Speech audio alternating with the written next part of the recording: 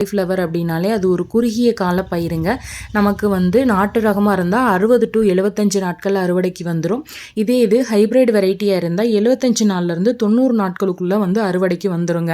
இதை வந்து எல்லா மண்களையுமே வந்து பயிரிடலாங்க. இருந்தாலும் செம்மண் வந்து இந்த காலிஃப்ளவர் சாகுபடிக்கு உகந்த மண்ணுனே சொல்லலாங்க. அதே மாதிரி மண் பார்த்திங்கன்னா நல்ல வடிகால் வசதியுடைய மண்ணாக இருக்கணுங்க. தண்ணி தேங்கி நிற்கக்கூடாதுங்க. தண்ணி தேங்கி நின்னா செடி வந்து அழுகிருங்க.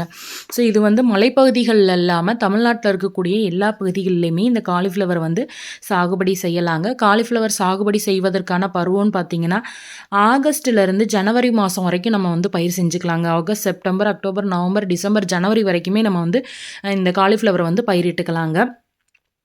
இது மாதிரியான பயனுள்ள தகவல்கள் உங்களுக்கு தொடர்ந்து கிடைக்கணும் அப்படின்னா எங்களோட தமிழ் ஃபார்ம் யூடியூப் சேனலை சப்ஸ்கிரைப் பண்ணுங்கள். எங்களோட சேனலில் காலிஃப்ளவர் சாகுபடி பற்றிய முழுமையான வீடியோ அப்லோட் பண்ணியிருக்கோம். போய் செக் பண்ணிக்கோங்க. தேங்க்யூ.